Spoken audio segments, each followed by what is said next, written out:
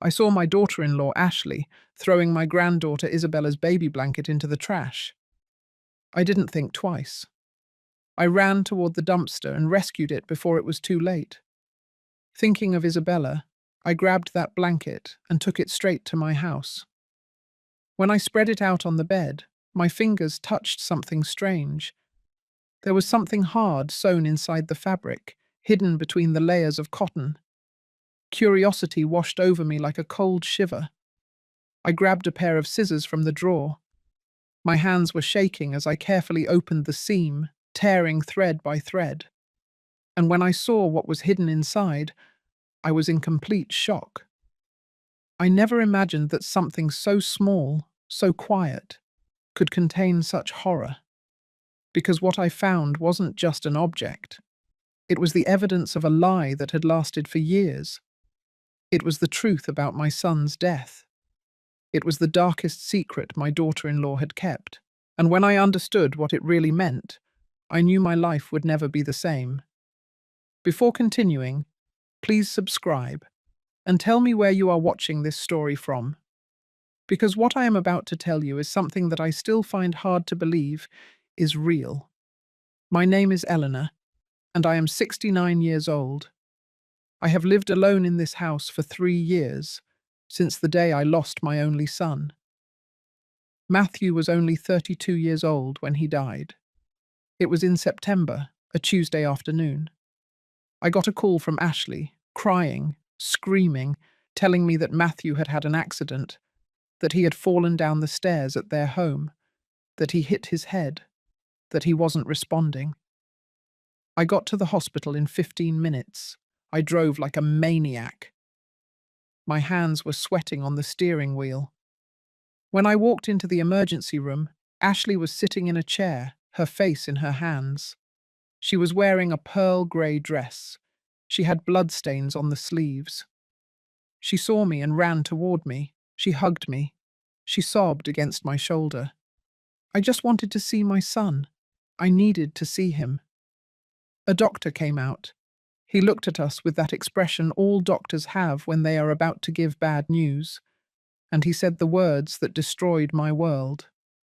Matthew had died, severe head trauma.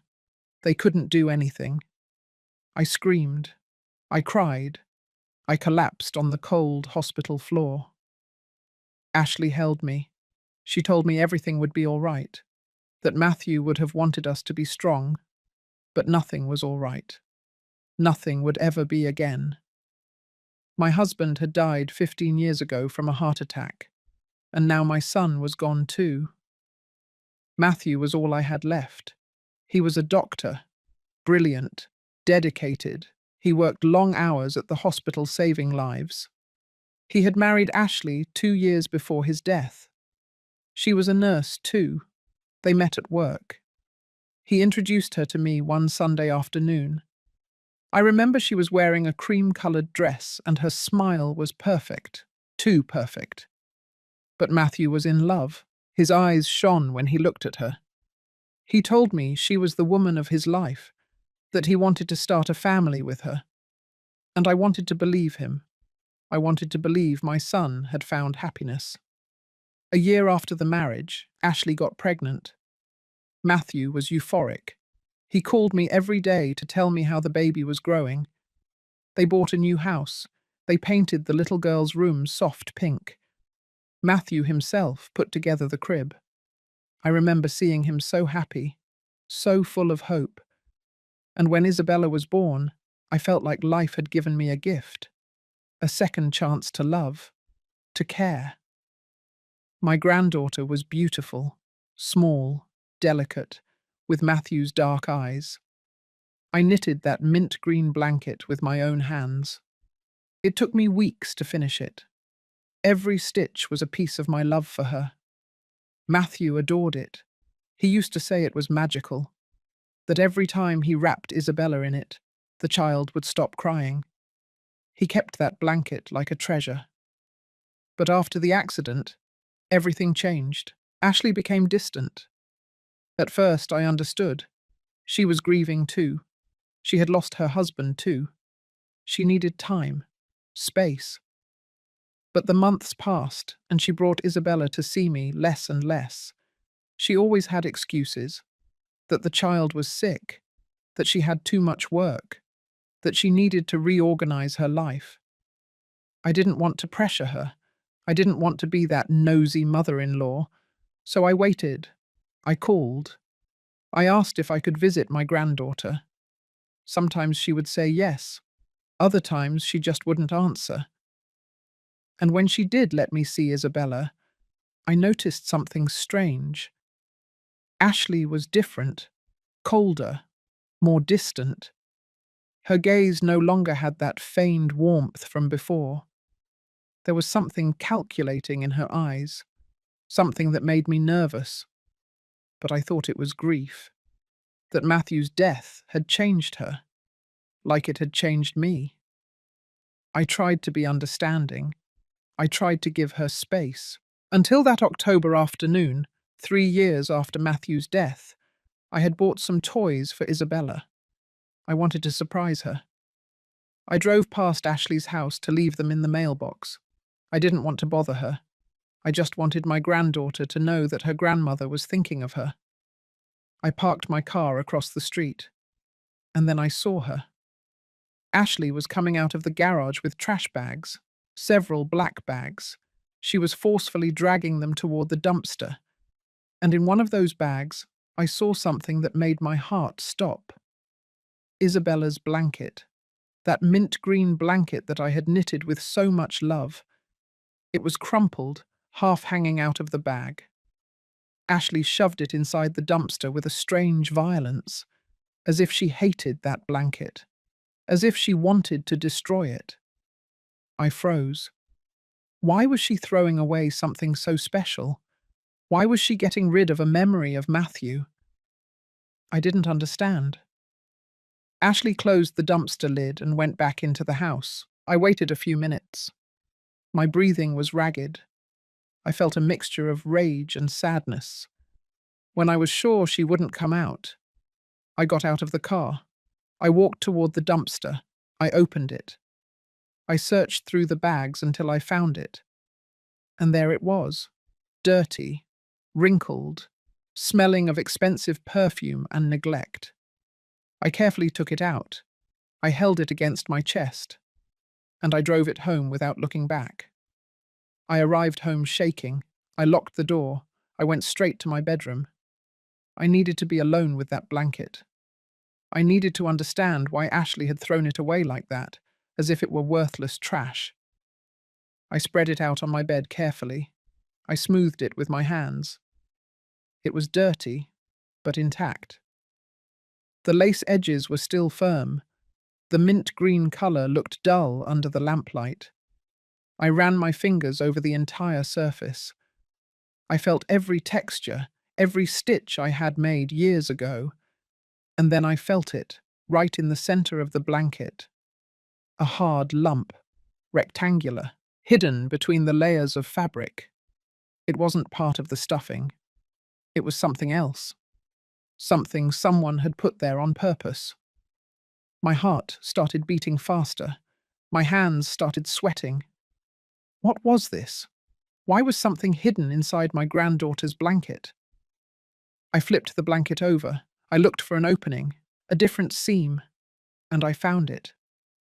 On the bottom edge, almost invisible, there was a line of perfect stitches, made with thread the same color as the fabric. Someone had opened the blanket, put something inside, and sewn it back up so carefully that it was almost impossible to notice. I went to my nightstand. I took out my sewing scissors, the same ones I had used to knit that blanket years ago. My hands were shaking so much I could barely hold them. I took a deep breath. I found the start of the seam, and I began to cut. Slowly, thread by thread, every snip of the scissors sounded too loud in the silence of my room. I felt like I was opening something forbidden, something I shouldn't touch. But I couldn't stop now. I cut the last threads. The opening was exposed. I put my fingers inside. I felt something cold, metallic. I took it out carefully. and when I had it in my hands, the air escaped my lungs. It was a cell phone, small, black, turned off, old, based on the model, maybe 4 or 5 years old. I held it as if it were a bomb about to explode. Questions flooded my mind like an overflowing river. Why had Ashley hidden a phone in Isabella's blanket? How long had it been there? Why had she sewn it so carefully? And why now, after 3 years, had she decided to throw the whole thing away? I searched in my dresser drawer. I had an old charger I kept just in case. I plugged it into the wall, I plugged in the phone, and I waited. The seconds felt like hours. My breathing was shallow, my hands wouldn't stop shaking. The screen flickered. A faint light appeared in the corner. It was charging. I kept waiting. 5 minutes, 10 minutes, and set, until finally the screen lit up completely. It didn't have a password, no security code. It opened right to the main menu, as if someone had wanted it to be easy to access, or as if they had never imagined anyone else would find it. My fingers trembled on the screen. There were several apps: messages, gallery, contacts, notes. I started with the gallery. I touched the icon, and what I saw froze me. There were pictures, lots of pictures. The first one was of Ashley. She was in an elegant restaurant.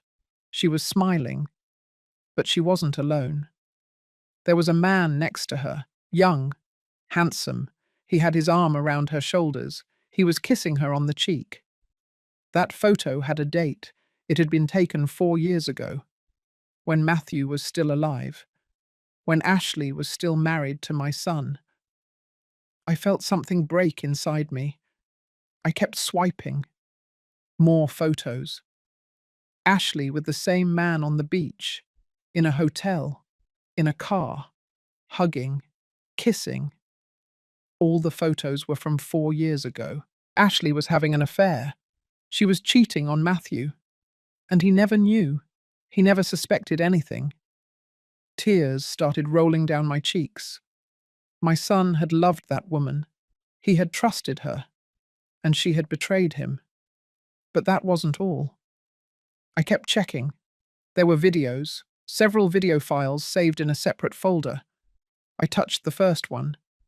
The screen went black. And then the image appeared. It was a home recording. The camera was fixed, as if resting on a piece of furniture. I could see a living room. Ashley and Matthew's living room. I recognized the grey sofa, the coffee table, the painting on the wall. And then they appeared.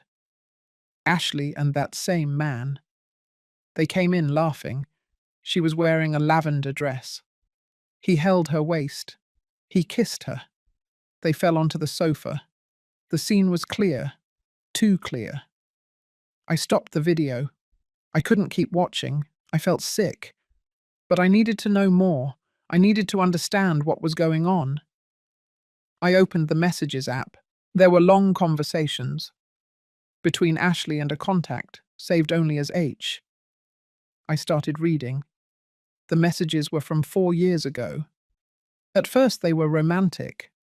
Ashley told him how much she loved him, how much she missed him, that she couldn't stand being away from him, that she hated having to pretend with Matthew.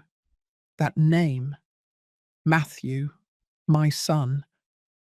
She spoke of him as if he were a nuisance, as if he were an obstacle in her way. The messages continued. They became darker, more desperate. Ashley wrote to that man that she wanted to be with him, that she wanted a life together, but that Matthew wouldn't agree to a divorce, that he was too traditional, that he would never let her go. And then a message appeared that broke my soul. There has to be another way. I can't keep going like this. I need him to disappear. My hands dropped the phone. It fell onto the bed. My breathing stopped. I read that message over and over. I need him to disappear. It couldn't be true. I couldn't be reading what I thought I was reading. I picked up the phone again. I kept scrolling down the conversation. The man, SH, replied, "Don't say crazy things. Just wait. We'll find a way." But Ashley insisted, message after message, growing more desperate. "I don't want to wait anymore. I want to be with you now. Matthew is the problem. If he weren't here, we'd be free." And then a few days later, another message, this one even more chilling. "I talked to someone who can help us. I just need you to trust me." The man replied, worried. "What did you do? Who did you talk to?" But Ashley gave no details. She just said that soon everything would be resolved, that soon they would be free, that soon they could be together without hiding. The messages ended abruptly a week before Matthew's death. There were no more conversations after that date, as if they had both stopped using that phone, as if they had wanted to erase any trace. I got up from the bed. I walked around the room trying to process what I had just discovered. Ashley had planned something. She had talked about making Matthew disappear. And a week later, my son was dead. Had it really been an accident? Or had it been something else? The doctor's words echoed in my mind. Severe head trauma. Fall down the stairs. But now everything took on a different meaning. A horrible meaning. I picked up the phone again. I checked the notes. There was a single entry, written 2 days before Matthew's death. It said, "Tuesday, 3 o'clock in the afternoon. He will be alone. Everything has to look natural. An accident. No one can suspect." My legs gave out. I sat down on the bed. Tears ran uncontrollably down my face. My son hadn't died in an accident. My son had been murdered. And Ashley, the woman he had trusted, the mother of his daughter, had been part of it all. I couldn't sleep that night. I sat on my bed, the phone in my hands, reading and rereading those messages. Every word was a stab. Every sentence confirmed what my heart already knew, but my mind refused to accept. Matthew hadn't died in an accident. My son had been murdered. And the woman who swore to love him until death had planned everything. She had orchestrated his death as if it were something as simple as moving house or changing jobs. The tears had stopped. Only a deep emptiness remained in my chest. A black hole that swallowed everything. My memories of Ashley, the image I had of her. Everything had crumbled in a matter of hours. When the sun began to rise, I made a decision. I couldn't stay silent. I couldn't let Ashley continue to be free, walking around the world as if she hadn't done anything, raising Isabella with those blood-stained hands, the same hands that had planned to kill my son. But I needed help. I needed someone I could trust, someone who wouldn't think I was crazy, someone who would believe me. I thought about the police. But how could I show up with a phone I had taken out of the trash? How could I explain that I found it sewn into a blanket? I needed more than that. I needed to understand the whole story. I needed to know who that man was, that H that appeared in the messages, and I needed to know if they had actually gone through with their plan. I decided to call Gloria, my lifelong neighbor, a 65-year-old woman who had been my confidant since my husband died. She knew how to listen. She knew how to keep secrets. And above all, she knew me well enough to know that I wouldn't make up something like this. I dialed her number. She answered on the third ring. Her voice sounded sleepy. "Eleanor, are you okay? It's 6 o'clock in the morning." I took a deep breath. "Gloria, I need you to come to my house, now. It's urgent." There was a silence. Then I heard movement. "I'll be right there." She hung up. 15 minutes later, Gloria was knocking on my door. I opened it. She looked at me with concern. Her hair was pulled back in a quick ponytail. She was wearing a mustard-colored sweater over her pajamas. What happened? You look terrible. I stepped aside to let her in. I closed the door. I took her to my bedroom. I showed her the blanket spread out on the bed. The phone was still connected to the charger, and I started telling her everything. I told her how I saw Ashley throwing the blanket away, how I rescued it, how I found the hidden phone, and what I had discovered in it. Gloria listened in silence. Her face went from surprise to horror. When I finished talking, she picked up the phone. She checked the photos, the videos, the messages, the note, everything. Her hands were shaking too. When she looked up at me, there were tears in her eyes. My God, Eleanor, this is evidence of murder. I nodded. I know, but I can't just go to the police. I need more proof. I need to know who that man is. I need to understand everything before I take the next step. Gloria sat on the bed. She thought for a moment. What if we look on Ashley's social media? Maybe that man appears in her contacts. It was a good idea. I took out my laptop. I opened Facebook. I searched for Ashley's profile. It wasn't locked. I could see everything. Her photos, her posts, her friends. I started reviewing her contacts list. There were hundreds of names, too many to check one by one. Gloria leaned over my shoulder. Look for men whose name starts with H. That was the contact in the phone, right?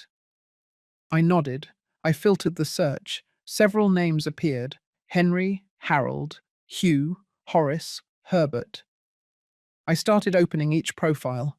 I was looking for the face of the man in the photos, the one who was with Ashley in those compromising images.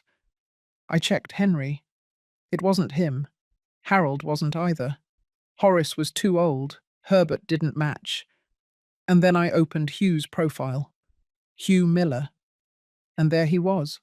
The same face. The same dark eyes. The same smile. It was him. The man in the photos. The man with whom Ashley had planned to get rid of my son. It's him, I whispered. Gloria looked at the screen. Are you sure? I went back to the phone. I compared the photos. There was no doubt. It was the same man. I went back to his Facebook profile. I started investigating. Hugh Miller, 38 years old. He lived in the same city as us. He worked for a construction company. I checked his public photos. There were several from years ago. In some, he was alone. In others, with friends. But there were no recent photos with Ashley. As if they had erased all trace of their relationship. As if they had never been together. We have to find him, I said. Gloria nodded. But be careful, Eleanor. If this man was involved in Matthew's death, he could be dangerous. I knew it, but I didn't care. I needed answers.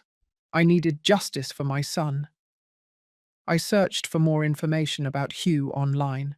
I found his LinkedIn profile. He worked as a construction supervisor.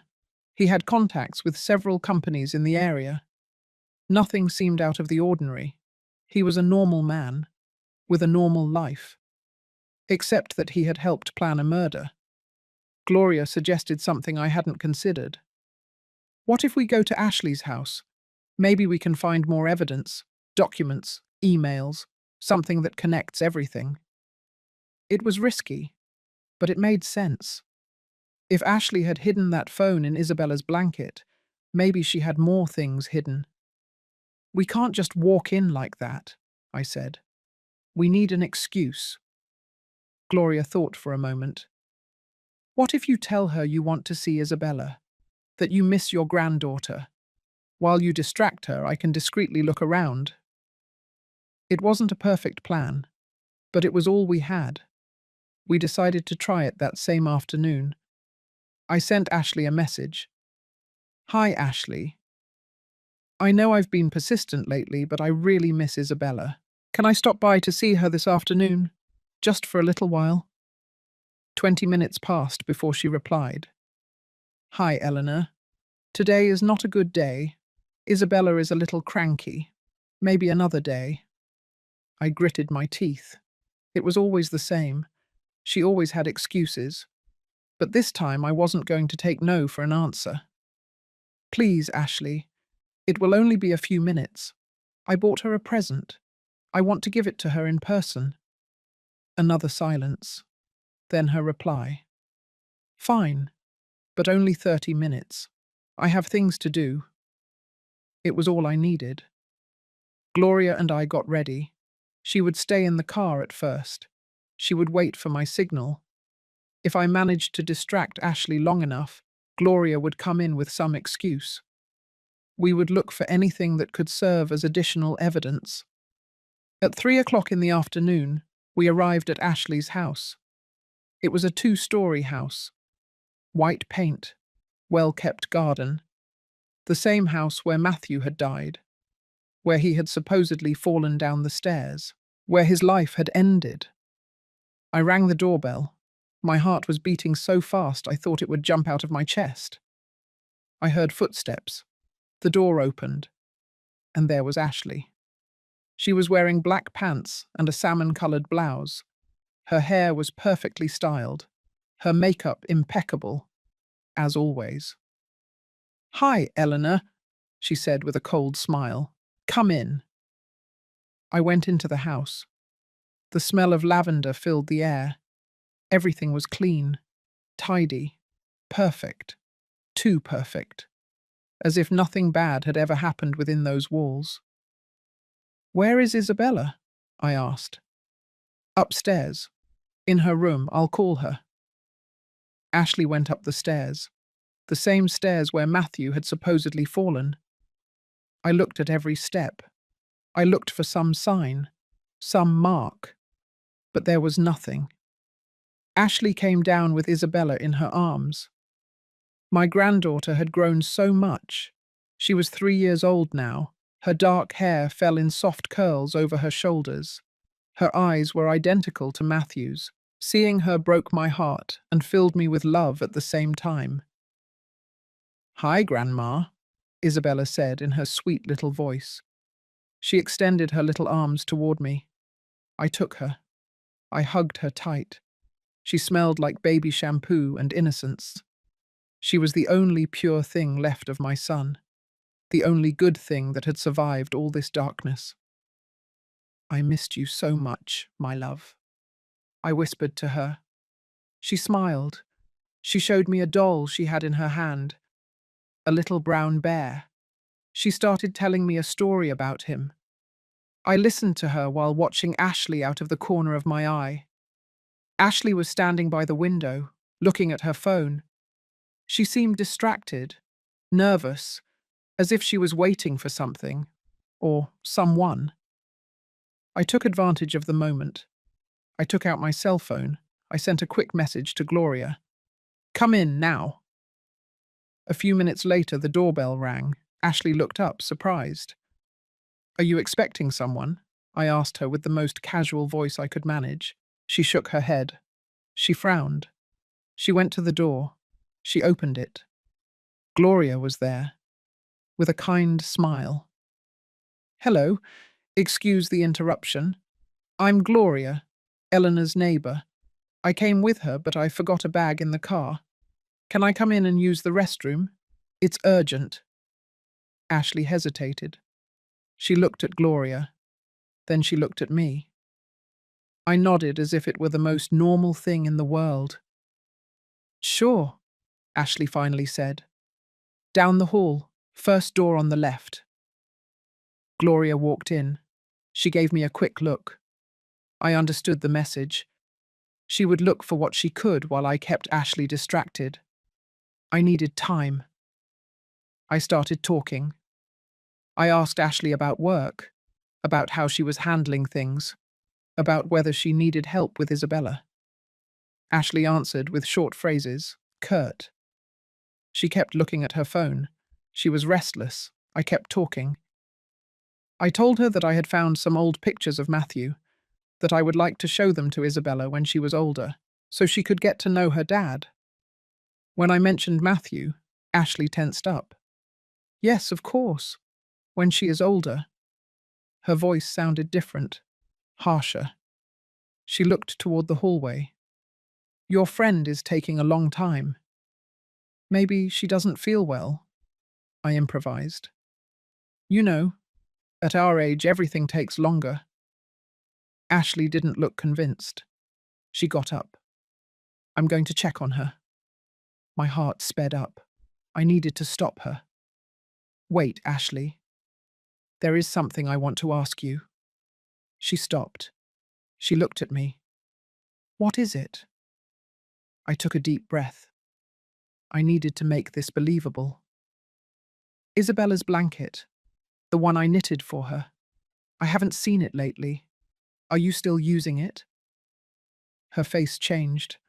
For a second I saw panic in her eyes. Then she composed herself. The blanket? Yes, of course. It is. It is in the washing machine. It got dirty. She was lying. I knew she was lying. But I couldn't tell her. Not yet. Oh, that's good. I'm glad you still have it. Matthew loved it so much. I mentioned my son again on purpose. I wanted to see her reaction. Ashley pressed her lips together. Yes, Matthew loved a lot of things. There was something in her tone, something bitter, something resentful. Before I could reply, Gloria appeared in the hallway. Sorry for the delay. I feel better now. Ashley looked at her suspiciously. That's great. Gloria walked toward me. She gently touched my shoulder. It was the signal. She had found something. We needed to leave. Well, Ashley, we won't bother you anymore. Thank you for letting us see Isabella. I stood up. I kissed my granddaughter's forehead. I love you, little one. Grandma will be back soon. Isabella hugged me. Bye, Grandma. Ashley escorted us to the door. When we left, she closed it quickly, almost violently. Gloria and I walked to the car in silence. We got in. I closed the door. What did you find? Gloria reached into her purse. She pulled out a manila envelope. It was in her bedroom, in the closet, hidden under some boxes. I opened the envelope. Inside were documents, papers for Matthew's life insurance. My son had a policy for $500,000, and the beneficiary was Ashley. The entire amount had been collected 3 months after his death. There were also bank statements, large transfers, one for $200,000 to an account in the name of Hugh Miller. My God, I whispered. She paid him. She paid him to help her kill Matthew. Gloria nodded. There's more. She took out another paper.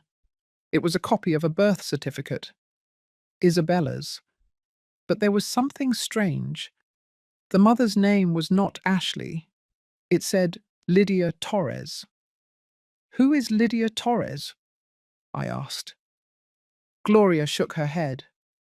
I don't know, but according to this document, she is Isabella's biological mother, not Ashley. The world stopped. I didn't understand anything. Isabella wasn't Ashley's daughter, but Ashley was pregnant. I saw her. We all saw her. Gloria pointed to the date on the certificate. Look at Isabella's date of birth. It doesn't match what Ashley told us. There is a difference of 2 months. I checked the certificate. Gloria was right. According to that document, Isabella had been born months before Ashley had announced. This doesn't make sense. Did Ashley fake a pregnancy? Did she steal a baby? I don't know, Gloria said. But we need to find Lydia Torres. She is the key to all this. I went back home with Gloria. We sat in the living room. We spread all the documents over the table, the phone, the photos, the messages, the insurance papers, the birth certificate. Everything started to make sense. Ashley had planned Matthew's murder to get the insurance money. She had used Hugh to do it. She had paid him with part of the money. But there was also another story, the story of Lydia Torres and Isabella. "We need to search for information about Lydia," I said. I opened my laptop. I searched her name online. Lydia Torres. Several profiles appeared, but none seemed to match. I added the city to the search. And then I found something. A local newspaper article. From 4 years ago. The headline read, "Young Mother Missing. Family asks for help locating Lydia Torres." There was a photo. A 23-year-old girl. Long hair. Sad eyes. According to the article, she had disappeared, leaving behind her 2-month-old baby. "Isabella," I whispered. "Lydia disappeared and left Isabella." Gloria read the article over my shoulder. Or maybe she didn't leave her. Maybe Ashley made her disappear. The idea chilled my blood. Do you think Ashley killed Lydia too?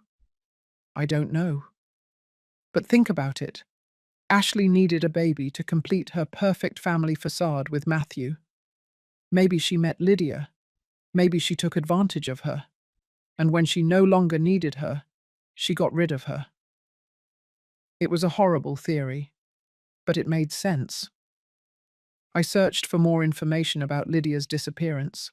I found another article, more recent, from 6 months ago. Remains of missing young woman found, identified as Lydia Torres. They had found her body in an abandoned lot outside the city. The investigation was closed. Cause of death, head trauma, the same cause as Matthew. It couldn't be a coincidence. "Ashley killed her," I said with a trembling voice. "She killed Lydia to keep Isabella.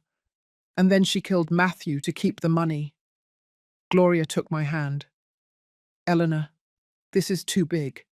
We need to go to the police, now." She was right. We couldn't keep investigating alone. This was evidence of 2 murders, maybe more. We needed professional help. I picked up my phone. I looked up the number for the local precinct. I dialed. A masculine voice answered. "Central Precinct. How can I help you?" I took a deep breath.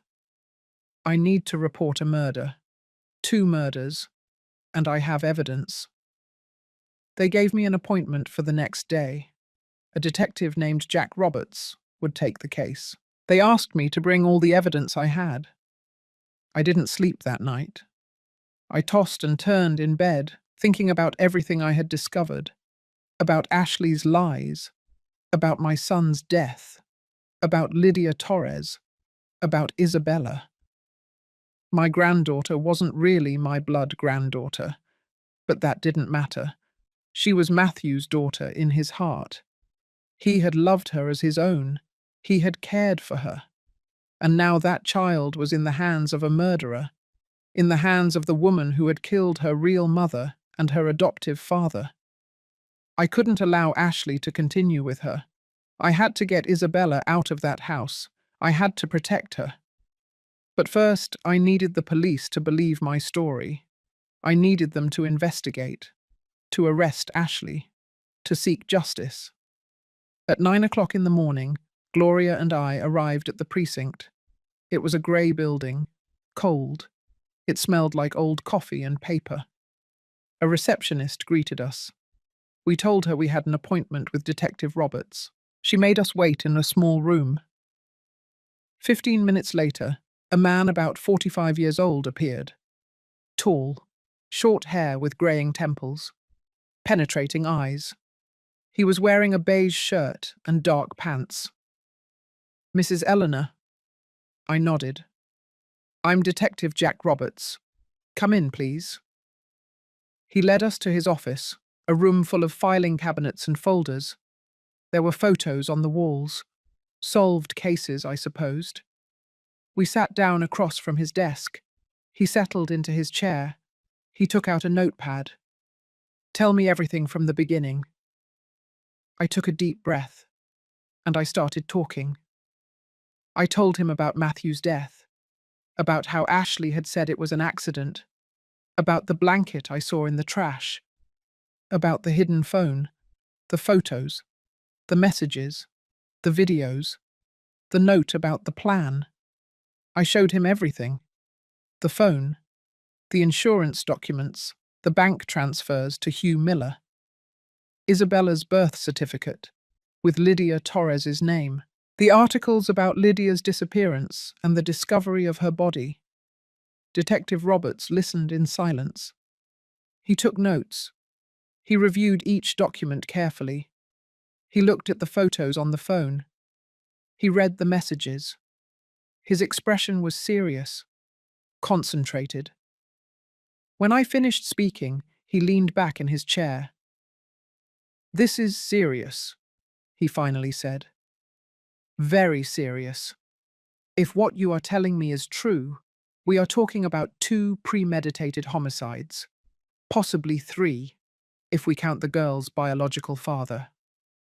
I was stunned. The biological father. If Isabella wasn't Ashley's daughter, she had to have a father, someone who was with Lydia Torres.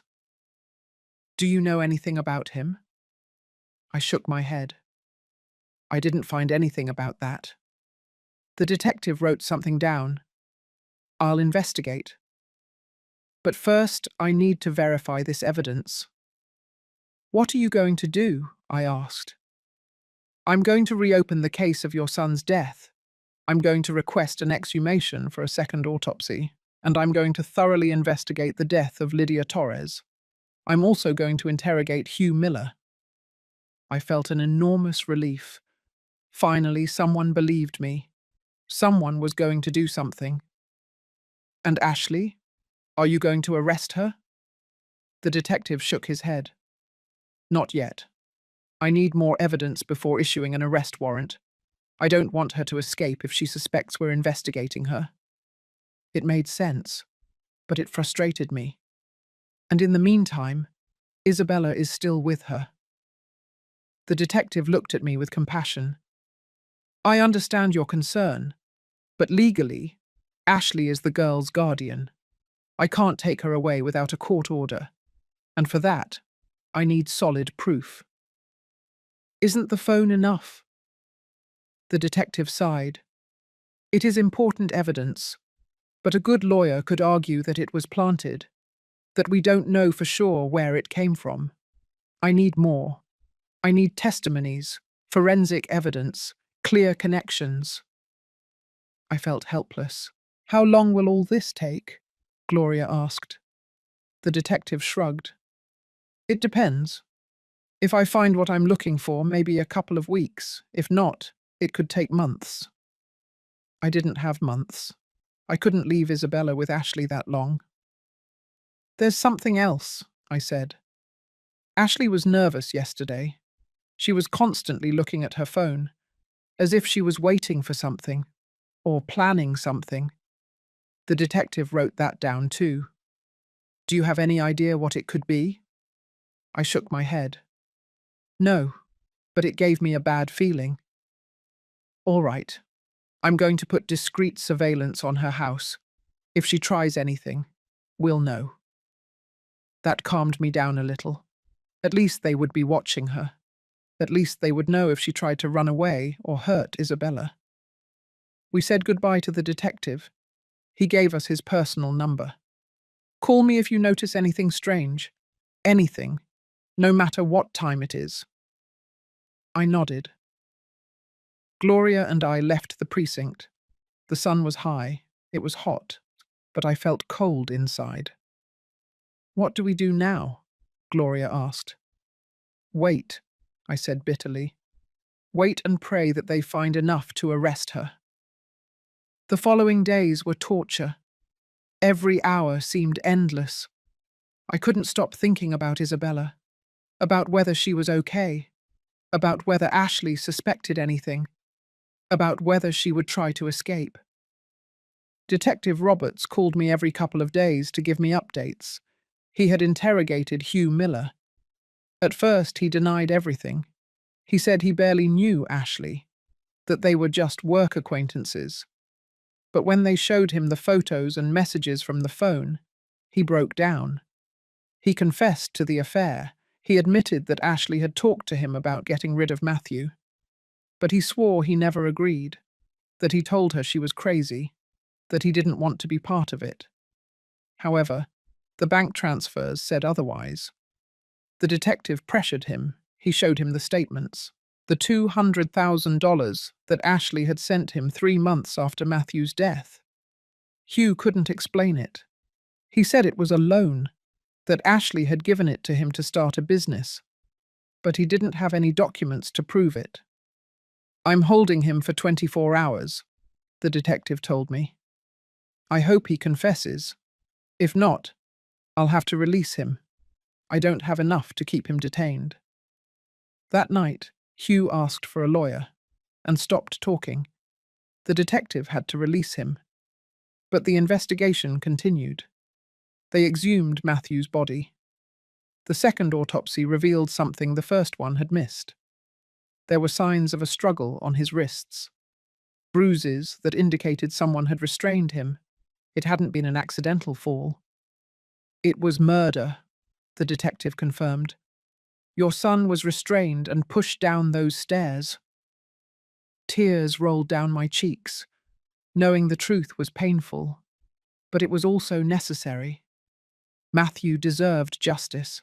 They also investigated Lydia Torres's death more thoroughly. They found that the land where her body was found belonged to a company where Hugh Miller had worked as a supervisor.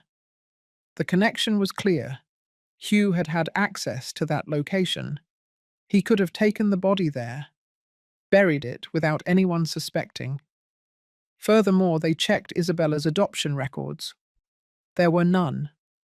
Legally, Isabella was still registered as the biological daughter of Ashley and Matthew, but the original birth certificate said otherwise. Someone had falsified documents. Someone had erased Lydia's trace. "We are building the case," the detective told me. "Little by little, every piece fits. Soon we will have enough to arrest her." One more week passed. A week of anguish, of fear, of sleepless nights. And then, one early morning, my phone rang. It was Detective Roberts. His voice sounded urgent. "Mrs. Eleanor, I need you to come to the precinct. Now. It's about Ashley." My heart stopped. What happened? There was a silence. "She tried to flee. We intercepted her at the airport. She had tickets for herself and for Isabella. They were going to leave the country. I got dressed in 5 minutes. Gloria came with me. We arrived at the precinct. The detective was waiting for us. He took us to an observation room. Through a glass window, I saw Ashley. She was sitting in a chair, handcuffed. Her makeup was smeared. Her hair was messy. "We arrested her 2 hours ago," the detective explained. "When she tried to go through airport security, our alert system was activated. She had fake passports for herself and the girl, and $500,000 in cash, divided into several suitcases." "Where is Isabella?" I asked desperately. "She's with social services. She's fine. Scared, but fine. They are going to need you to go and identify yourself as her grandmother, to see if she can stay with you temporarily while we resolve all this." I couldn't believe what I was hearing. Isabella was safe, away from Ashley, and I could have her with me, protect her as I should have done from the beginning. "I want to see her. Now." The detective nodded. "Of course. But first I need you to see this." He showed me a recording of the interrogation room. Ashley was sitting across from another detective. Her arms were crossed. Her jaw was tense. "I have nothing to say. I want a lawyer." The detective interrogating her didn't flinch. "He's on his way. But in the meantime, why don't you explain to me why you were trying to flee the country with $500,000 in cash?" Ashley didn't answer. She just looked at the table. The detective continued. We have evidence, Ashley. Messages, photos, bank transfers.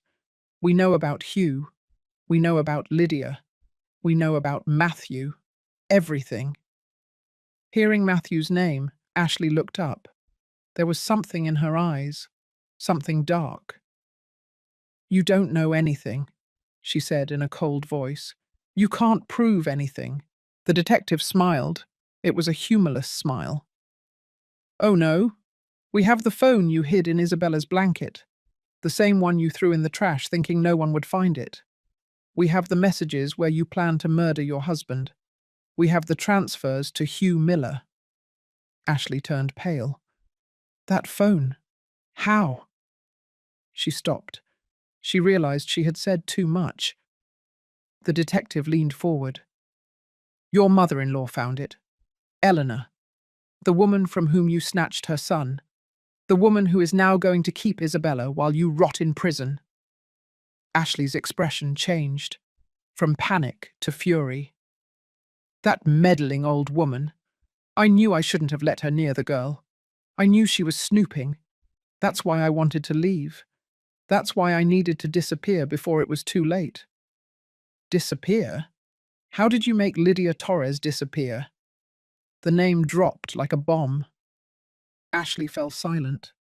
Her breathing sped up. I don't know who you're talking about. The detective took out a photo. He put it on the table.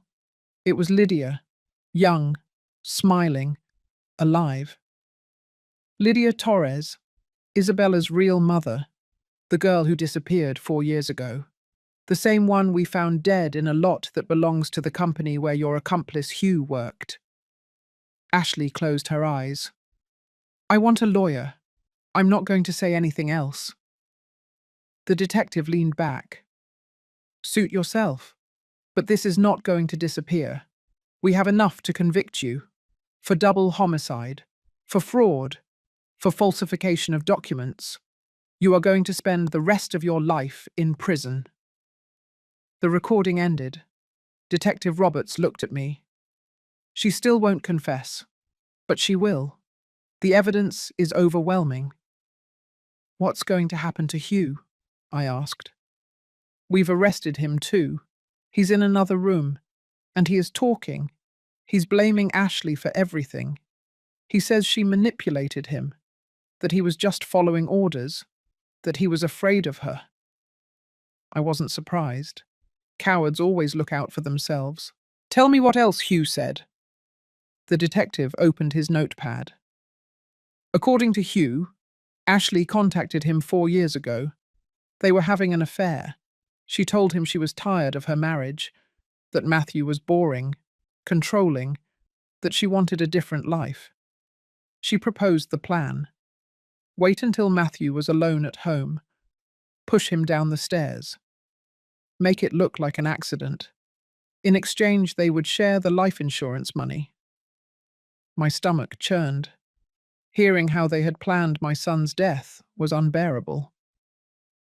Hugh says that at first he refused, but Ashley convinced him.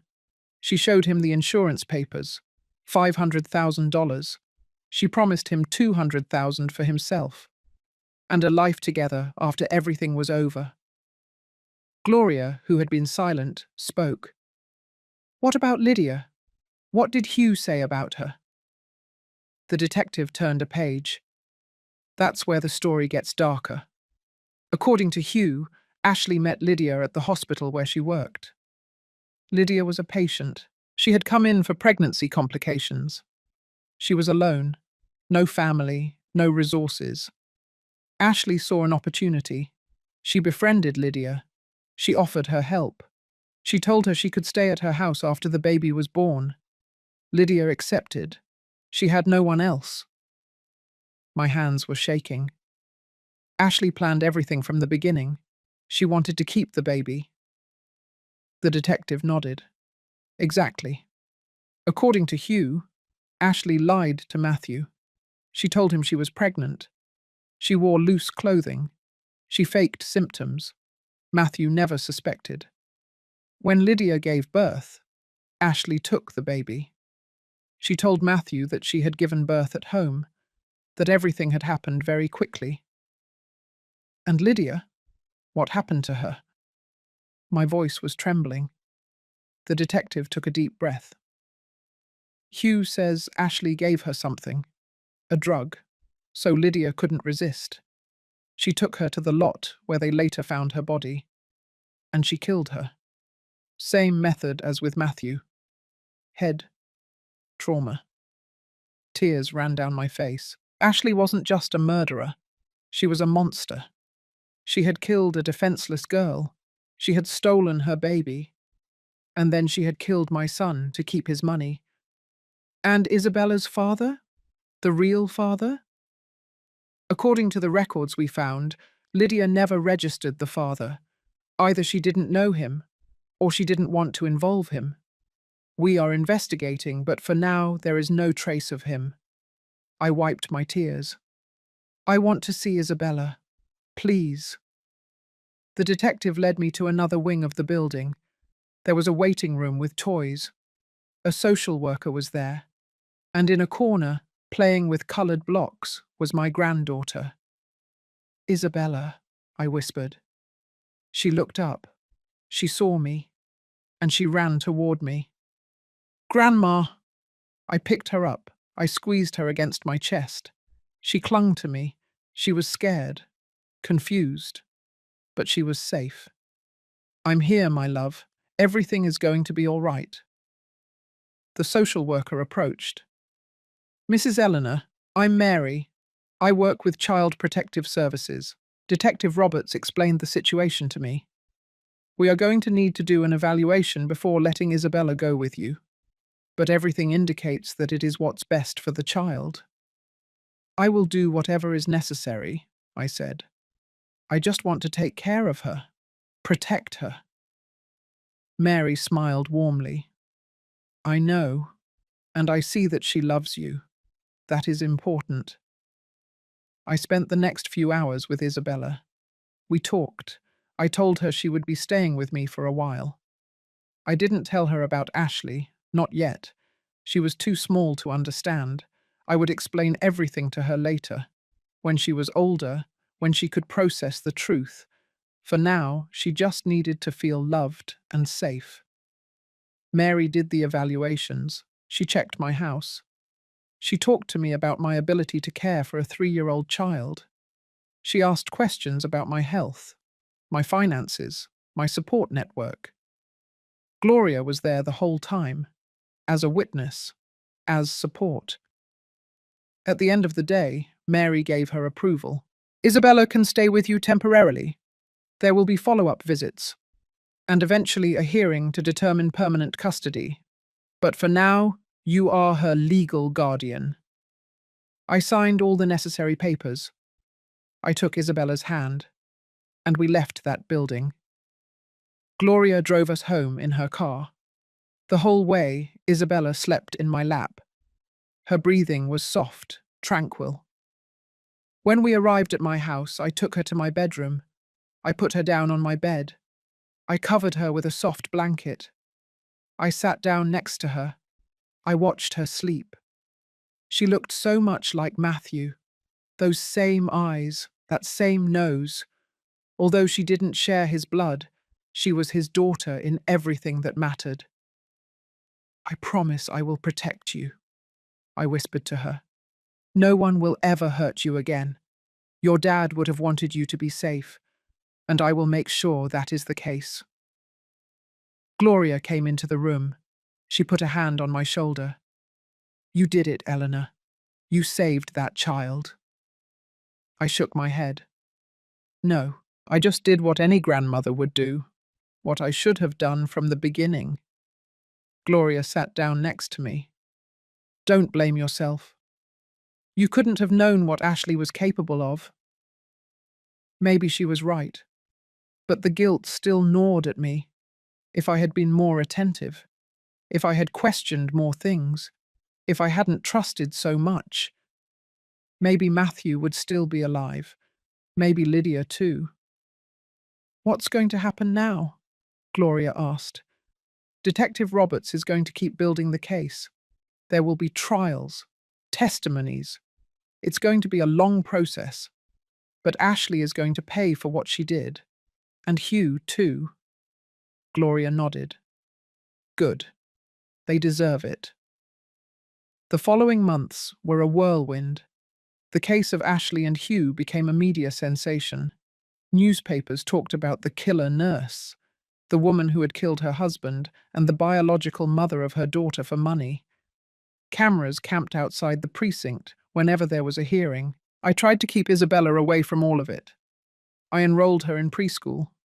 I bought her new clothes, toys. I fixed up a room for her in my house. I painted the walls a soft yellow. I filled the room with stuffed animals and books. I wanted her to feel at home, to forget the horror she had lived through. But the nights were difficult. Isabella had nightmares. She would wake up crying, calling for her mum. And I didn't know what to tell her. I couldn't tell her that her mum was in prison, that her mum had killed her dad, that her mum wasn't really her mum. I just hugged her. I sang her songs. I told her she was safe, that I would always take care of her. Little by little, the nightmares became less frequent. Isabella started smiling more, playing, being a normal child. That gave me hope. Detective Roberts kept me informed about the case. Hugh had accepted a plea deal with the prosecution. He would testify against Ashley in exchange for a reduced sentence, 25 years instead of life in prison.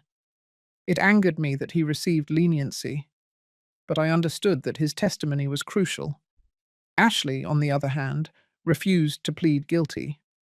Her lawyer argued that all the evidence was circumstantial, that there was no direct proof that she had committed the murders, that Hugh was lying to save his own skin. But the prosecution had a solid case. The phone with the messages, the photos, the videos, the bank transfers, Hugh's testimony, the forensic evidence from Matthew's second autopsy. Everything pointed to Ashley. The trial was scheduled for 3 months later. One afternoon, while Isabella was taking her nap, I received an unexpected call. It was Detective Roberts. "Mrs. Eleanor, I need you to come to the precinct. There is something you need to see." His voice sounded serious, more serious than usual. "What happened?" I asked with a racing heart. "I prefer to explain it to you in person. Can you come this afternoon?" I accepted. I asked Gloria to watch Isabella, and I went to the precinct. The detective was waiting for me in his office. He had a folder on his desk. "Please sit down." I sat down. He opened the folder. He took out some photos. They were images of crime scenes.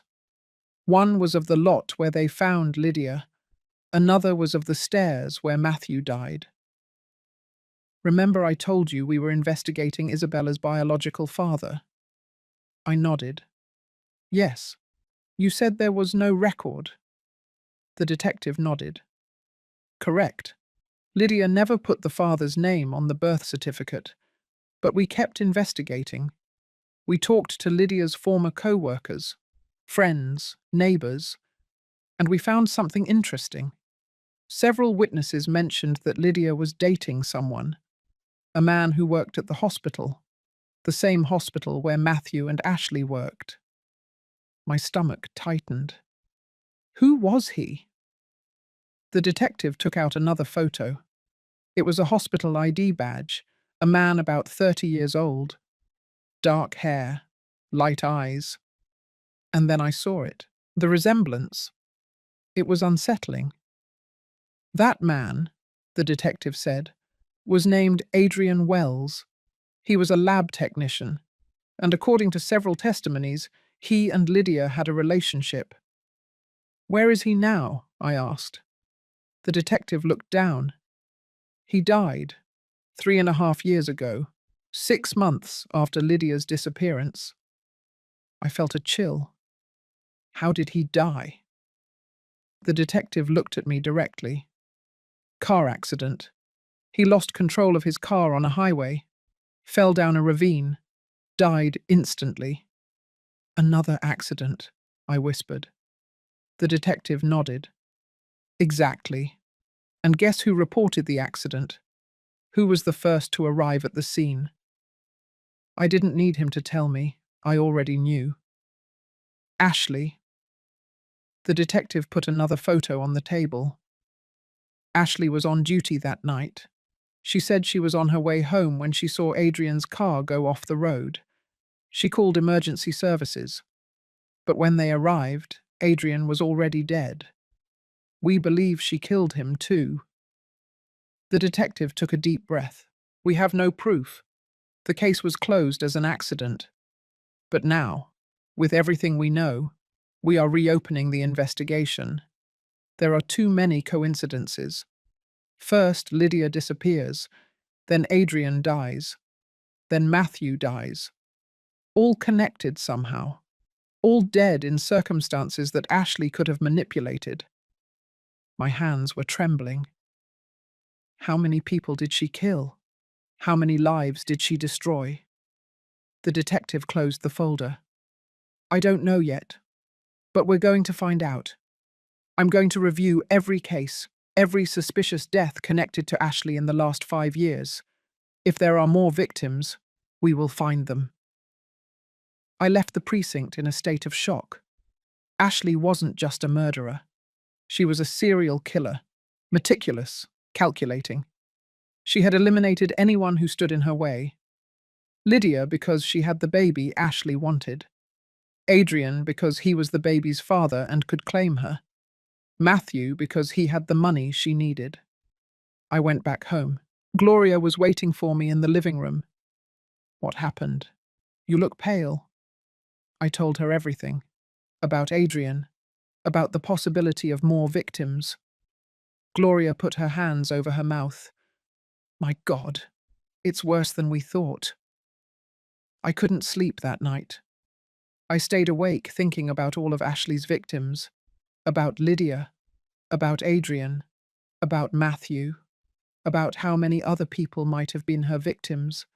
About how much pain she had caused. And about how I had been so blind, so close to her for years, without seeing who she really was.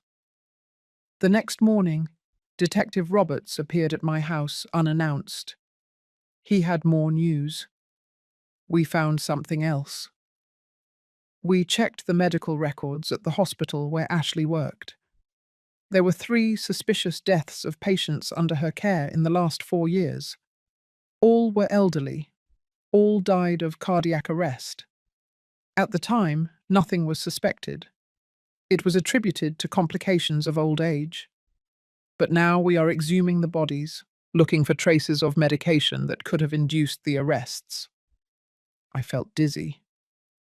Are you saying Ashley killed her own patients? The detective nodded. It's a possibility. If the analyses confirm that they were poisoned, then we would be talking about at least 6 victims, possibly more. Why would she do it? What did she gain by killing those elderly people? The detective took out another folder. Money. It was always about money. 2 of those patients modified their wills shortly before they died. They left significant donations to the hospital. Ashley had been very kind to them, very attentive. She gained their trust. And then, mysteriously, the money from those donations disappeared. It never reached the hospital. It was diverted to phantom bank accounts. We are tracking those accounts. And all of them have a connection with Ashley or with Hugh. I couldn't believe what I was hearing. Ashley had built a criminal empire. She had killed, stolen, lied, and all with a perfect smile and elegant dresses. No one had suspected. No one until I found that phone. There's something else, the detective said. Hugh is cooperating more than expected. He says Ashley has hidden documents, evidence she kept as insurance, in case Hugh ever betrayed her. She wanted to have something to threaten him with. What kind of documents? The detective leaned forward. Bank records, contracts, even videos. Hugh says Ashley recorded him helping her with Matthew's murder, that she has those recordings hidden somewhere.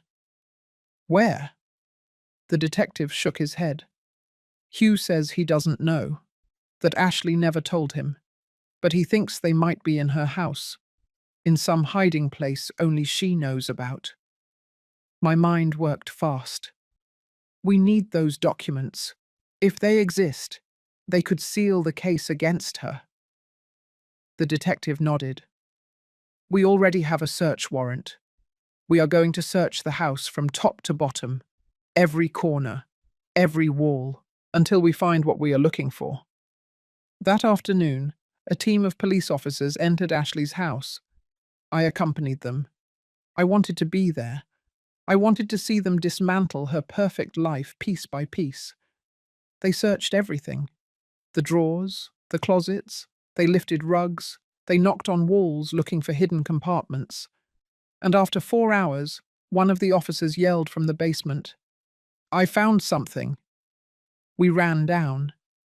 The officer had moved an old bookshelf. Behind it was a safe built into the wall, small, discreet. "We need to open it," the detective said. They brought in a specialist. He opened the safe in 20 minutes, and inside we found a treasure trove of evidence. There were external hard drives, USB drives, folders with documents, printed photos. Everything was meticulously organized, every file labeled, every document in its place. It was Ashley's personal archive, her record of crimes. It's as if she wanted to remember everything, the detective said while reviewing the documents. As if she was proud of what she had done. Among the files were videos of Ashley and Hugh planning Matthew's murder, videos of Ashley confessing everything on camera, as if she was documenting her crimes for posterity. In one of the videos, Ashley spoke directly to the camera. Her voice was cold, devoid of emotion. "If anyone is watching this, it means I made a mistake, that I got caught. But I want you to know that I don't regret anything. I did what I had to do. I eliminated obstacles. I took what I deserved. Matthew was weak. Lydia was a means to an end. Adrian was a risk. The elderly were opportunities. I feel no remorse. I just did what no one else had the courage to do." The video ended. The detective turned off the screen. With this, her case is closed. She is going to spend the rest of her life in prison. The trial began 2 months later. The courtroom was packed. Journalists, curious onlookers, family members of the victims Ashley had left in her wake. I was in the front row. I wanted to look her in the eyes. I wanted her to know that she hadn't won, that the truth had come to light. Ashley entered in handcuffs. She was wearing a dark grey suit. Her hair was pulled back. No makeup. She looked different, smaller, more real. She was no longer the perfect woman everyone knew. She was just a criminal facing the consequences of her actions. Our eyes met. For a second, I saw something in her eyes. It wasn't regret. It was rage. Rage because she had been caught, because her perfect plan had collapsed. She looked away. She sat down next to her lawyer, and the trial began. The prosecutor was a woman in her 40s, firm, direct. She presented the case with precision. She showed the photos, the messages from the phone, the videos from the safe, the forensic testimonies. Every piece of evidence was like a nail in Ashley's coffin. Hugh testified. He entered the courtroom in shackles. He looked broken, gaunt. He started speaking in a trembling voice. He recounted how Ashley had seduced him, how she had proposed the plan, how the two of them had waited until Matthew was alone. "I held his arms," Hugh confessed. "Ashley pushed him. I saw him fall down the stairs. I heard the thud of his head against the floor. And I didn't do anything. I just stood there while she called emergency services, faking panic. Tears ran down my face. Hearing the details of my son's death was heartbreaking, but I needed to hear it. I needed to know exactly what they had done to him. Hugh continued talking. He talked about Lydia, about how Ashley had asked him for help to get rid of her. Ashley gave her something, a drug. Lydia became unconscious. I took her to the lot. Ashley hit her head with a rock. Then we buried her. The whole thing took less than an hour. The courtroom was in complete silence. Only the sound of collective breathing could be heard. People were horrified. Hugh also talked about Adrian. Ashley followed him that night. She waited until he reached the lonely road. She rammed him with her own car. She pushed him off the road. Then she reported the accident as if she had just passed by. No one suspected. Ashley's lawyer tried to discredit Hugh. "You are lying to reduce your sentence. You are blaming my client for everything to save yourself." But Hugh did not retract. "I am not lying. I have to live with this for the rest of my life. The least I can do is tell the truth." Then came the forensic experts. They explained the results of the autopsies, the marks on Matthew's wrists, the type of trauma Lydia suffered, the medications found in the bodies of the elderly patients at the hospital. Everything confirmed Hugh's version. Then former co-workers testified, patients who had survived, neighbors who had seen strange things. Every testimony added another layer to the story, another proof of Ashley's evil. The trial lasted 3 weeks. Finally, the time for closing arguments arrived. The prosecutor stood before the jury. "Ashley is not a person who made a mistake. She is not someone who acted on impulse. She is a predator, calculating, cold. She killed at least 6 people, maybe more, and she did it without remorse. She destroyed families. She ruined lives. She stole a baby from her real mother. She murdered her own husband. And all for money, for ambition, because she believed she deserved more than she had. She does not deserve compassion. She deserves justice. She deserves to spend the rest of her life paying for what she did." Ashley's lawyer tried to create doubt. "The evidence is circumstantial. My client has been the victim of a campaign against her. Hugh Miller is the real culprit. He is using Ashley as a scapegoat. You cannot convict someone based on the words of a confessed criminal." But it didn't work. The jury deliberated for 6 hours. When they returned, the tension in the room was palpable. The judge asked for the verdict. The jury foreman stood up. "In the case of the murder of Matthew Stone, we find the defendant guilty. In the case of the murder of Lydia Torres, we find the defendant guilty. In the case of the murder of Adrian Wells, we find the defendant guilty. In the cases of the 3 elderly patients at the hospital, we find the defendant guilty. Guilty on all counts." I looked at Ashley. Her face showed no emotion. She didn't cry. She didn't scream. She just sat there, as if none of this mattered to her, as if she had accepted her fate a long time ago. The judge spoke. "Ashley Wilson has been found guilty of 6 counts of first-degree murder. I sentence her to 6 consecutive life sentences, without the possibility of parole." The courtroom erupted in murmurs. I could only close my eyes. It was the end. Ashley would never leave prison. She would never harm anyone again. Justice had been served. But I didn't feel joy, only a deep emptiness, because none of this would bring Matthew back. After the trial, Detective Roberts approached. "Justice," he said simply. I nodded. "Yes, but at what cost?" He put a hand on my shoulder. "You saved Isabella. That's what's important. You gave her a chance to have a normal life.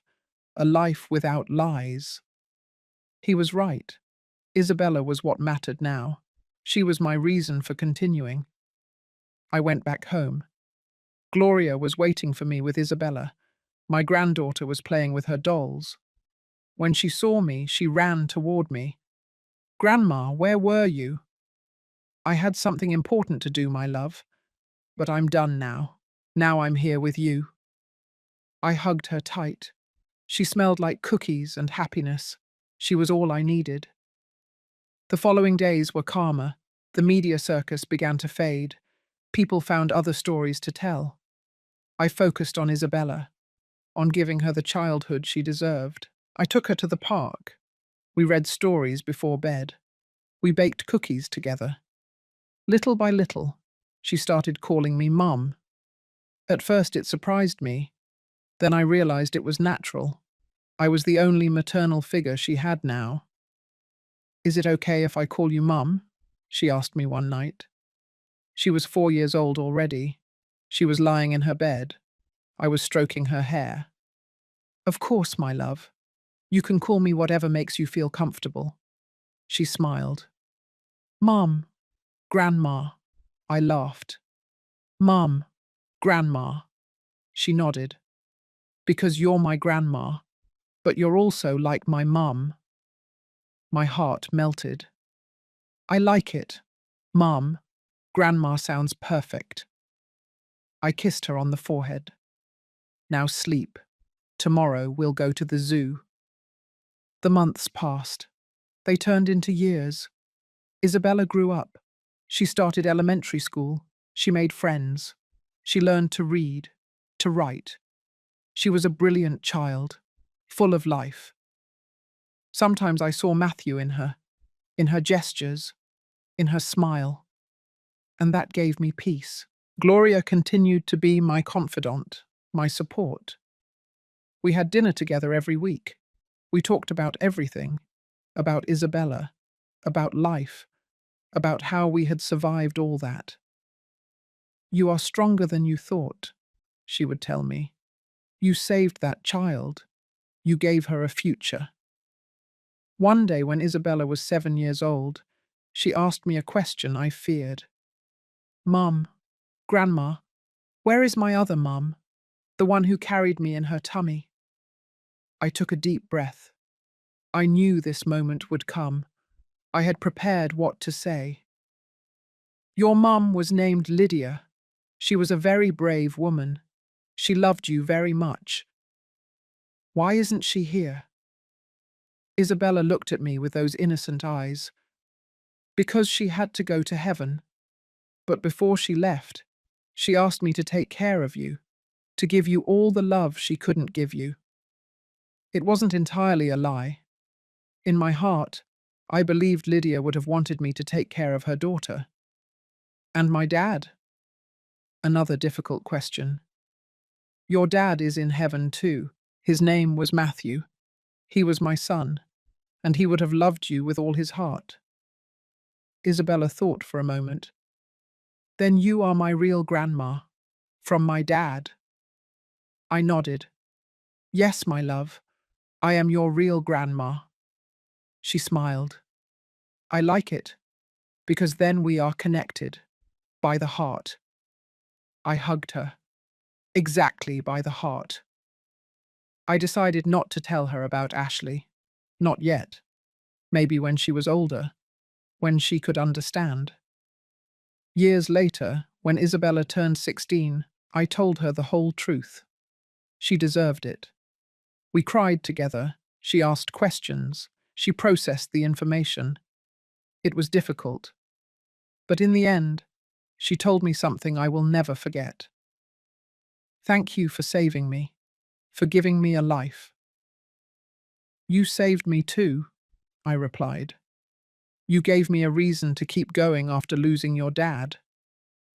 We hugged, and I knew that we had healed together, that despite all the pain, all the darkness, we had found light.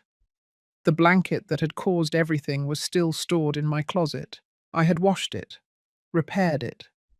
Sometimes I would take it out. I would look at it. I remembered how a small object had uncovered so many secrets, how it had been the catalyst for discovering the truth. Today, Isabella is 21 years old. She is studying medicine at college. She wants to be a pediatrician. She says she wants to help children like her. Children who have been through difficult situations, who need someone who understands them. I am so proud of the woman she has become. Sometimes I wonder what would have happened if I hadn't seen Ashley throwing that blanket in the trash, if I hadn't rescued it, if I hadn't found the phone. Ashley would still be free. Maybe she would have killed more people. Isabella would be growing up under the care of a murderer. But fate had other plans. That October afternoon, 18 years ago now, something urged me to act. Something bigger than me. Maybe it was Matthew. Maybe it was Lydia, guiding me from wherever they were, making sure their daughter was safe. Gloria is still my best friend. She is 83 years old now. I am 87. We meet every afternoon for tea. We talk about old times, about how we survived that nightmare, about how we built a new life after the horror. "Do you ever think about her?" Gloria asked me one afternoon. I knew who she was referring to. Ashley. "Sometimes," I admitted. "I wonder if she ever felt anything, any remorse, any guilt." Gloria shook her head. "People like her don't feel. They just calculate. They just take." She was right. Ashley had never shown regret, not even in prison. According to what Detective Roberts told me years ago, she still insisted that she hadn't done anything wrong, that she had only taken what was due to her, that the world owed her more than it had given her. Hugh, on the other hand, did show remorse. He wrote letters asking for forgiveness, to the victims' families, to me. I never responded. I couldn't forgive someone who had helped kill my son, but at least he had the decency to admit his guilt, to try to atone for his sins. He died in prison 5 years ago, a heart attack. He was only 53 years old. When I found out, I felt nothing. Neither relief nor sadness, only indifference. It was a closed chapter in a story I preferred to forget. Ashley is still alive, serving her 6 consecutive life sentences in a maximum security prison. Isabella once asked me if I wanted to visit her, to see the woman who had killed her father, who had stolen her childhood. I flatly refused. I don't need to see her, I don't need her explanation. All I need is to know that she is where she should be, paying for what she did. Isabella respected my decision. She also had no interest in meeting Ashley. For her, that woman was a ghost of the past, someone who existed only in stories, in warnings about what human evil is capable of. Her real family was me. It was Gloria. It was the friends she had made, the people who truly loved her. A few months ago, Isabella brought me something, a gift, wrapped in lavender paper. "Open it," she told me with a smile.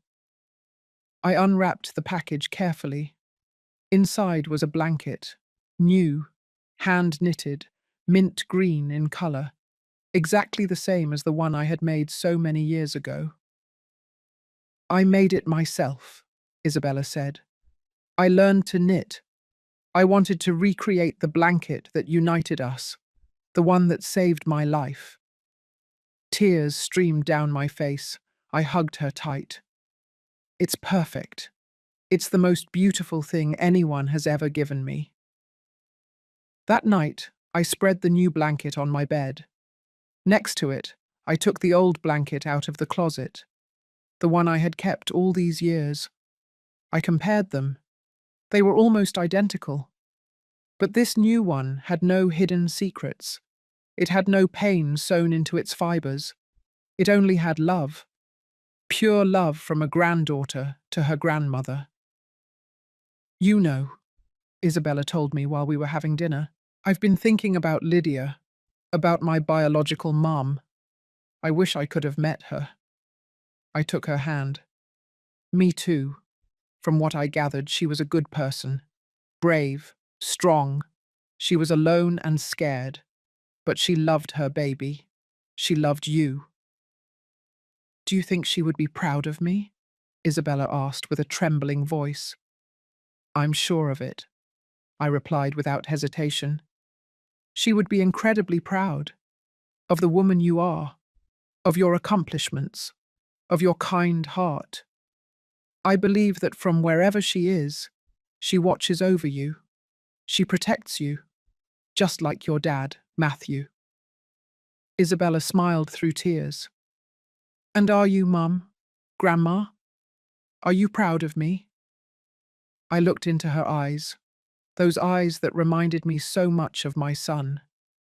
More than proud. You are the reason I am still here. The reason why every day is worth it. You saved me as much as I saved you. That night, before sleeping, I held both blankets, the old one and the new one. I thought about the entire journey, the pain, the losses, the secrets I had discovered, the justice I had achieved, and the love I had found in the midst of the darkness. The old blanket had been my guide, my map to the truth. It had contained the secret that unmasked a monster, that saved an innocent child, that brought justice for the dead. It was more than a simple blanket. It was a symbol of truth, of resilience, of maternal love. And now, the new blanket represented the future, a future without lies, without pain, without dark secrets. It was the promise that Isabella would have the life she deserved, full of love, opportunities, hope. 2 blankets, 2 stories, 1 family. I got up from the bed. I went to Isabella's room. She was asleep, breathing softly. I approached. I smoothed her hair. I kissed her on the forehead. I love you, my child, my reason for living. She whispered something in her sleep. I didn't understand what, but she was smiling. That was enough. I went back to my room. I lay down. I closed my eyes. And for the first time in years, I didn't have nightmares. I didn't dream of Ashley, or of Matthew falling down the stairs, or of Lydia screaming. I dreamed of peace, of a garden full of flowers, of Isabella laughing, of the future. When I woke up the next morning, the sun was coming through my window. Isabella was already awake, making breakfast. It smelled like coffee and toast. Good morning, Mom, Grandma, she greeted me. Good morning, my love. I sat down at the table. I watched her move around the kitchen, so full of life, so strong, so different from the scared child I had rescued years ago. She had grown up. She had become someone incredible. And I had had the privilege of seeing it, of being part of her story, of helping her write a different ending than the one Ashley had planned. What are you thinking about? Isabella asked me while pouring me coffee. I smiled. How lucky I am to have you, to have found that blanket that day. Isabella sat down across from me. I think about that too, how such a simple object changed everything. It saved my life. It wasn't the blanket, I told her. It was you, your existence, the love your dad felt for you. That was what gave me the strength to seek the truth, to never give up. We ate breakfast together. We talked about her plans, about college, about her dreams. And I felt that Matthew was there with us, proud, happy. That afternoon, I decided to do something I had put off for years. I went to the cemetery, to Matthew and Lydia's graves. They were in different sections, but I visited both of them. I brought flowers, lilacs for Matthew, white roses for Lydia. I knelt in front of my son's grave. Hello, my love, Isabella is doing well. She is growing up beautiful, strong, smart. I know you would be proud of her. I am doing my best, trying to be for her what you would have been. I miss you every day, but I keep going. For her, for you. Then I went to Lydia's grave. It was simpler. Fewer flowers, fewer visitors. Hello, Lydia. We didn't meet, but I am taking care of your daughter. I love her as if she were my own. She is wonderful. She inherited your strength, your bravery. I want you to know that she is safe, that she is happy, that she will never lack love. The wind blew softly. It moved the leaves of the nearby trees. I felt a strange peace, as if both of them were thanking me, as if they knew that I had kept my promise, that I had protected Isabella, that I had given her the life she deserved. I returned home as the sun began to set. Isabella was waiting for me with dinner ready. We ate together. We laughed. We told stories. And when it was time for bed, I went to my room. I took the new blanket, the one Isabella had given me. I wrapped myself in it. And as I closed my eyes, I thought about everything that simple blanket represented. The old one had guarded secrets. It had exposed lies. It had brought justice. The new one guarded promises, hopes, unconditional love. Both were part of our story, of our journey. And as I looked at the stars through my window, I understood something profound. That water never forgets. That secrets always find a way to come out. That the truth, although painful, is always better than a lie. And that love, true love, survives any darkness. The blanket had been the beginning, but Isabella was the end. The happy ending none of us expected, the miracle that was born from the tragedy. And as I fell asleep, I whispered one last prayer. For Matthew, for Lydia, for Adrian, for all of Ashley's victims. Rest in peace. Your sacrifice was not in vain. Isabella lives. Isabella thrives. And that is all that matters.